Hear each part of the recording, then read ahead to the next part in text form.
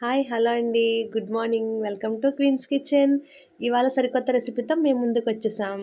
ఇవాళ ఏం చేయబోతున్నామంటే కాలీఫ్లవర్ అండి. సో, ఈ సీజన్‌లో మనకి బాగా దొరికేది కాలీఫ్లవర్. ఈ కాలీఫ్లవర్ తోటి ఈ బీన్స్ గింజలను వేసి కర్రీ అయితే వండబోతున్నామండి. సో, ఆల్రెడీ మేము ఈ కాలీఫ్లవర్‌ని ఇలాగా కట్ చేసేసుకొని హాట్ వాటర్‌లో కొంచెం పసుపేసుకొనైతే ఈ రకంగా పక్కన పెట్టేసుకున్నామండి. ఇందులో ఏమైనా పురుగులు అలాంటివి ఉంటే హాట్ వాటర్‌లో వేసినట్టయితే ఆ ఇరుకు లోపల నుంచి బయటకొచ్చేస్తాయని చెప్పి హాట్ వాటర్‌లో అయితే వేసుకుంటాం కదా! అది అలా క్లీన్ చేసేసుకున్నాం. నెక్స్ట్ ఆనియన్స్ తీసుకున్నామండి. మన కర్రీకి ఎంత గ్రేవీ కన్సిస్టెన్సీ కావాలనుకుంటే అన్ని ఆనియన్స్ అయితే కట్ చేసి పెట్టుకున్నాము. నెక్స్ట్ పచ్చిమిర్చి అండి. 5, 6 పచ్చిమిర్చి అలా చీల్చుకొని పెట్టుకున్నాం. అల్లం వెల్లుల్లి పేస్ట్ అండి. అలానే అందులో మసాలా కూడా యాడ్ చేసేసుకున్నాము. నెక్స్ట్ కొత్తిమీర అండి.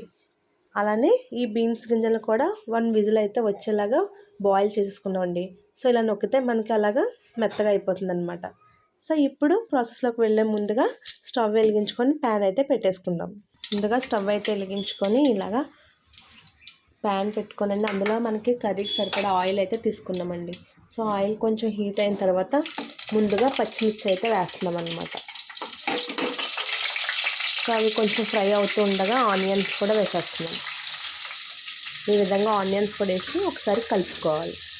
కొంచెం ఆనియన్ పచ్చిమిర్చి ఫ్రై చేసుకున్న తర్వాత అల్లం పేస్ట్ అయితే వేసేస్తున్నామండి. సో, ఆల్రెడీ మీకు ఇది చెప్పాం. అల్లం వెల్లుల్లిలో కొంచెం జీలకర్ర, ధనియాలు ఇలాగా వేసుకొని మసాలా అయితే ప్రిపేర్ చేసుకున్నాం కదండి. సో, దాన్ని కూడా వేసి ఒకసారి మిక్స్ చేసేసుకోవాలి. సో, అల్లం వెల్లుల్లి పేస్ట్ వేసిన తర్వాత ఆనియన్స్ అయితే మనకి ఈ విధంగా మగ్గిపోయాయండి. కొంచెం ఈ కలరు గోల్డెన్ కలర్ వచ్చేదాకా ఫ్రై చేసుకున్న తర్వాత మనం ఏవైతే బాయిల్ చేసి పెట్టుకున్నామో బీన్స్ గింజలను అయితే వేసేసుకుంటున్నాము. ఆల్రెడీ మనం బాయిల్ చేస్తాం కాబట్టి తొందరగానే కుక్ అయిపోతాయి ఇవి. అలానే ఇవి కూడా హాట్ వాటర్లో వేసి తీస్తాం కాబట్టి నార్మల్గా మనం ప్రెషర్ కుక్కర్లో పెట్టుకోకుండా ఇలా వండేసుకోవచ్చండి. సో, అవి మిక్స్ చేసిన తర్వాత మనం ఏదైతే కాలీఫ్లవర్ తీసుకున్నామో వీటిని కూడా వేసేసుకుంటున్నాం. సో, ఈ విధంగా వేసేసుకొని మొత్తం అన్నిటిని ఒకసారి కలుపుకోవాలి. పసుపు అయితే వేస్తున్నామండి కొంచెం. అలానే మన టేస్ట్ తగ్గట్టుగా కారాన్ని కూడా యాడ్ చేసుకుంటున్నాం.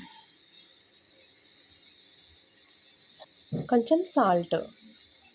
సో, ఈ విధంగా మూడింటిని ఒకసారి మిక్స్ చేసేసుకుందాం.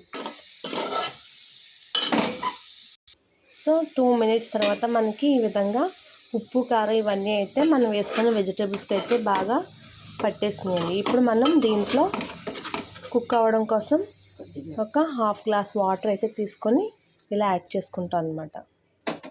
సో, వాటర్ వేసుకున్న తర్వాత మళ్ళీ ఒకసారి కలిపేసుకొని మనకి ఇదంతా గ్రేవీ కన్సిస్టెన్సీ రావడానికి 10 to 15 మినిట్స్ అయితే ఖచ్చితంగా పడుతుందండి. సో, ఇలా కలిపేసుకొని మనం క్లోజర్ కంటైనర్తో క్లోజ్ చేసేసుకుందాం. 10 to 15 మినిట్స్ తర్వాత మనకి కర్రీ అయితే ఇలా కుక్ అయిపోయిందండి. సో, ఈ రకంగా కర్రీ అయితే రెడీ అయిపోయింది మనకి. ఇప్పుడు దీన్ని సర్వింగ్ బౌల్లోకి అయితే తీసుకొని ఎలా ఉందో టేస్ట్ చేసేద్దాం. సో, ఇప్పుడు మన ఎమ్మీ కర్రీ అయితే రెడీ అయిపోయిందండి. కాలీఫ్లవర్ బీన్స్ అన్నమాట. Cauliflower beans. ఇప్పుడు ఈ కర్రీని అయితే మనం వేసుకొని రైస్తో తినబోతున్నామండి.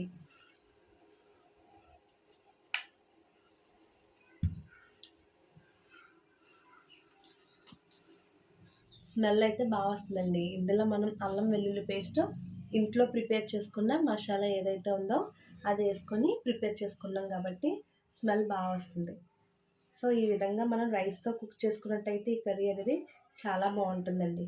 ఈ సీజన్లో మనకు దొరికే కాలీఫ్లవర్ అలానే బీన్స్ ఇవి చాలా ప్రోటీన్ ఫుడ్ కాబట్టి పిల్లలకు కూడా హెల్తీ అండి.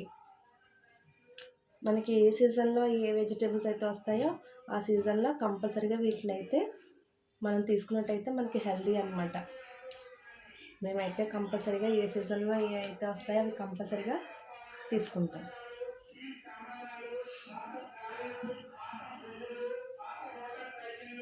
సో, ఈ విధంగా కర్రీ కూడా వేడివేడిగా ఉంది, రైస్ కూడా వేడిగా ఉంది.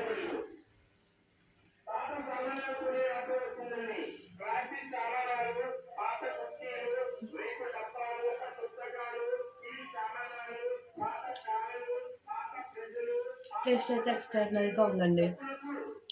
ఈ బీన్స్ ఫ్లేవర్ అయితే చికెన్ కర్రీ తిన్నట్టుగా ఉంది. ఆ అల్లం పేస్ట్ తోటే కర్రీ అయితే చాలా మంచి ఫ్లేవర్ అయితే వచ్చిందనమాట.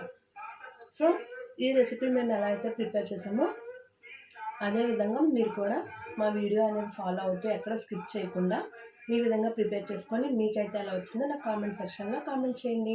ఇప్పుడు మీకోసం ఒక హెల్దీ వెల్కమ్ బ్యాక్ అండి. ఇప్పుడు మన హెల్దీ టిప్ అందించడం కోసం మనకి ఏం తీసుకొచ్చారో చూసేద్దామండి. సో సొంటి అండి, దీన్ని సొంటి అంటారనమాట. సో ఇది మనకి షాప్స్లో కిరాణా షాప్లో అవైలబుల్గానే ఉంటుంది.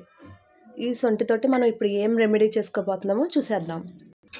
చూడండి, సొంటిని మనం ఏం చేస్తున్నామంటే కలవరాయిని వెనక్కి తిప్పుకొని ఒక water drop, only 1 or 2 drops water వేసుకొని ఈ సొంటిని అయితే ఇలా అరగదీస్తున్నామండి. సో ఇలా అరగదీసిన సొంటి మనకి గంధాన్ని అరగదీస్తే ఎలాగైతే మిశ్రమం అనేది వస్తుందో ఆ మిశ్రమాన్ని మనం ఇప్పుడు ఏం చేయాలంటే సమ్మర్ సీజన్లో ఎక్కువగా సెగడ్లు వచ్చేస్తాయి కదండి. సో ఎక్కువగా వచ్చేస్తాయి అనమాట. వాటికి గంధం పెడతారు, కొంతవరకు పర్వాలేదు, అవి చల్లదనం ఇస్తుంది.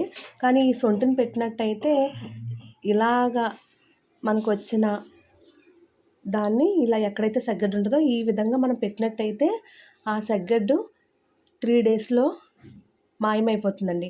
అలానే అది వేళ్ళ వరకు తినేసి ఇంకా మళ్ళీ ఆ ప్లేస్లో మనకి లైఫ్లో రాదన్నమాట. సో ఈ విధంగా డైలీ మనం ట్వైస్ ఆర్ థ్రైస్ చేసుకోవాలన్నమాట. 3 లేదా 2 సార్లు మనం పెట్టుకున్నట్టయితే మనకి అక్కడ మళ్ళీ ఆ ప్లేస్లో రాదు. ఇలా 3 days కంటిన్యూగా చేసినట్టయితే మనకి ఆ సెగ్గడ్డు అనేది అక్కడ రాదండి.